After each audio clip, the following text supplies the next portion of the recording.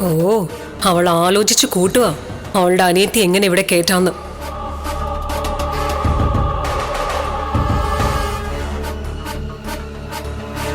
നവീന് നന്ദുവിനെ ആലോചിച്ചല്ലോ. പിന്നെന്തിനാ അവൾക്ക് അനിയെ വേണമെന്നും പറഞ്ഞിങ്ങനെ നിൽക്കുന്നത്? അവൾ അങ്ങനെ നിന്നിട്ടില്ല. അനിയാണ് നന്ദുവിനെ വേണമെന്ന് പറഞ്ഞ് വാശി പിടിക്കുന്നത്. ഇതൊക്കെ കനകയുടെ ദുർമന്ത്രവാദം കൊണ്ട് സംഭവിക്കുന്നതാണെന്നാ ജാനകി പോലും പറയുന്നത്.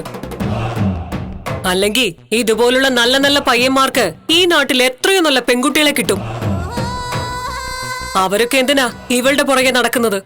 അങ്ങനെ ദുർമന്ത്രവാദം നടത്തി കാര്യം സാധിക്കാൻ കഴിയുമെങ്കിൽ അപ്പച്ചിക്ക് അത് ചെയ്തൂടെ? അനിയുടെ മനസ്സ് മാറി അവന്തിക്ക് കല്യാണം കഴിക്കാൻ വേണ്ടി ഏതെങ്കിലും ദുർമന്ത്രവാദിയെ പോയി കണ്ടൂടെ?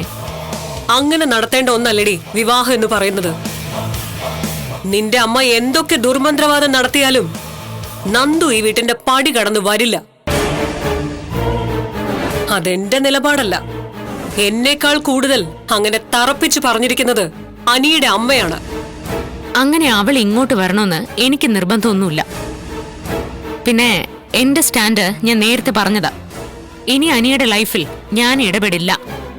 അവൻ എന്താണോ ഇഷ്ടം അതിനൊപ്പമേ ഞാനും ആദർശേട്ടന് നിൽക്കൂ. അല്ലെങ്കിലും നീയൊക്കെ അങ്ങനെ നിക്കത്തുള്ളടി. പിന്നെ അഭിനയിക്കാൻ അറിയാവുന്ന അച്ഛന്റെ അമ്മയുടെ മോളല്ലേ? അപ്പൊ നിനക്ക് അഭിനയിച്ച് തകർക്കാൻ പറ്റും. ആയിക്കോട്ടെ, നിങ്ങൾ ഇനി എന്തൊക്കെ പറഞ്ഞാലും ശരി, സ്നേഹിക്കുന്നവരെ വേർപിരിക്കണമെന്ന് എനിക്ക് ആഗ്രഹമില്ല. അവരാണ് കൂടി ചേരേണ്ടത്.